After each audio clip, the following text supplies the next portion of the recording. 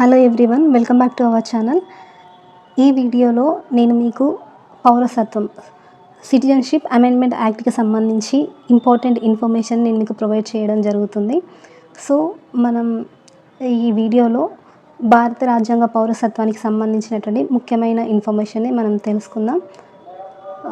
Already మీకు ఈ points తెలిసినట్లయితే వీడియో చూస్తే మీకు రివిజన్ అయినట్లు కూడా ఉంటుంది. So let's go to the topic. మనకి పౌరసత్వం సిటిజన్షిప్ అనేటువంటి ఈ భావన అనేది మన భారత రాజ్యాంగంలో 2వ భాగంలో ప్రొవైడ్ చేయడం జరిగింది. పార్ట్ 2లో 5th article to 11th article వరకు మనకు భారత రాజ్యాంగంలో పౌరసత్వానికి సంబంధించి వివరణ ఇవ్వడం జరిగింది. మనకి ఈ సింగిల్ సిటిజన్షిప్ ఏక పౌరసత్వం అనేది మనకి బ్రిటిష్ రాజ్యాంగం నుండి తీసుకోవడం జరిగింది. నెక్స్ట్,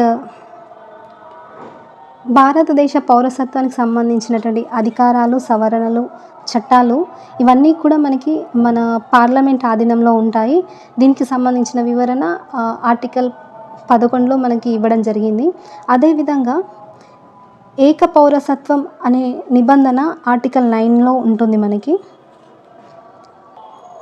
మనకి ఈ భారత పౌరసత్వం అనేది దేని ఆధారంగా ఇవ్వడం జరుగుతుందనేది చూద్దాం.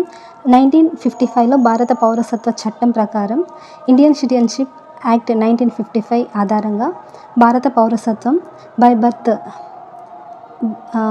జనన ప్రకారంగా, అదేవిధంగా వారసత్వ ప్రకారంగా అండ్ అలానే రిజిస్ట్రేషన్ నమోదు ప్రకారంగా, లేదంటే సహజీకృత జీవనం దాని ప్రకారంగా, అదేవిధంగా విదేశీ భూభాగాలను భారతదేశంలో కలిపినప్పుడు వాటి ఆధారంగా కూడా మనకి ఈ 5 విధానాల ద్వారా మనకి భారత పౌరసత్వం అనేది ఇవ్వడం జరుగుతుంది. నెక్స్ట్, అమల్లోకి సిఏఏ సిటిజన్షిప్ అమెండ్మెంట్ యాక్ట్ అనేది అమల్లోకి రావడం జరిగింది. భారత పౌరసత్వ సవరణ చట్టం 2019 దానికి సంబంధించిన ఇన్ఫర్మేషన్ చూద్దాం. లోక్సభ ఎన్నికల వేళ మోడీ ప్రభుత్వం కీలక నిర్ణయం తీసుకుంది. వివాదాస్పద పౌరసత్వ సవరణ చట్టం 2019ను దేశవ్యాప్తంగా అమల్లోకి తీసుకురావడం జరిగింది. ఈ మేరకు కేంద్ర ప్రభుత్వం మార్చి 11న నోటిఫికేషన్ జారీ చేసింది. సిఏఏ సిటిజన్షిప్ అమెండ్మెంట్ యాక్ట్కి సంబంధించి 4 ఏళ్ల క్రితమే పార్లమెంట్, రాష్ట్రపతి ఆమోద ముద్ర పడ్డ దేశవ్యాప్తంగా వ్యతిరేకత, పూర్తి నిబంధనలపై సందిగ్ధత తదితరాల నేపథ్యంలో అమలు వాయిదా పడుతూ వస్తుంది. ఈ నేపథ్యంలో చట్టం తాలూకు నియమ నిబంధనలను కేంద్రం తాజాగా విడుదల చేసింది. దానికి సంబంధించినటువంటి పాయింట్స్ చూద్దాం. ఆ నిబంధనలకు సంబంధించి ఫస్ట్, మతం ప్రాతిపదికగా భారత పౌరసత్వం కల్పిస్తున్న తొలి చట్టం ఇది. నెక్స్ట్ పాయింట్, పాకిస్తాన్, బంగ్లాదేశ్, ఆఫ్ఘనిస్తాన్ నుంచి వలస వచ్చినటువంటి ముస్లిమేతర శరణార్థులకు పౌరసత్వం దక్కనుంది. నెక్స్ట్, 2017 డిసెంబర్ 31కి ముందు ఆ దేశాల నుండి భారత్కు వచ్చినటువంటి హిందువులు, క్రైస్తవులు, సిక్కులు, జైనులు, బౌద్ధులు, పార్సీలకు ఈ పౌరసత్వం మంజూరు చేస్తారు. సిటిజన్షిప్ అమెండ్మెంట్ యాక్ట్ చట్టం 2019 ప్రకారం అర్హులైన వారంతా భారత పౌరసత్వం దరఖాస్తు చేసుకోవచ్చు. వాటిని ఆన్లైన్లో సమర్పించాల్సి ఉంటుంది. ఇందుకోసం ప్రత్యేక విండో అందుబాటులో ఉంచారని చెప్పేసి మన మోడీ గారు వెల్లడించారు. పౌరసత్వానికి సంబంధించి అర్హత అనేది 5 సంవత్సరాలు కుదించారు. సో ఈ బిట్ అనేది కూడా ఇంపార్టెంట్, మనకి అడగవచ్చు. పౌరసత్వానికి సంబంధించి అర్హత ఎన్ని సంవత్సరాలు కుదించారని చెప్పేసి అడగవచ్చు. ఇది కూడా ఇంపార్టెంటే. అండ్ ఈ సిటిజన్షిప్ అమెండ్మెంట్ యాక్ట్లో ఏముంది, దానికి సంబంధించిన పాయింట్స్ చూద్దాం మనం. సిఏఏ 2019 చట్టం ప్రకారం మతపరమైన ఊచకోత బాధితులైన మైనార్టీలకు భారత పౌరసత్వం కల్పిస్తారు. ఈ సిఏఏ 2019 ప్రకారం ఎవరైతే మతపరంగా బాధింపబడతారో సో వాళ్ళకి ఈ భారత పౌరసత్వం అనేది కల్పించడం జరుగుతుంది, మైనార్టీలకు.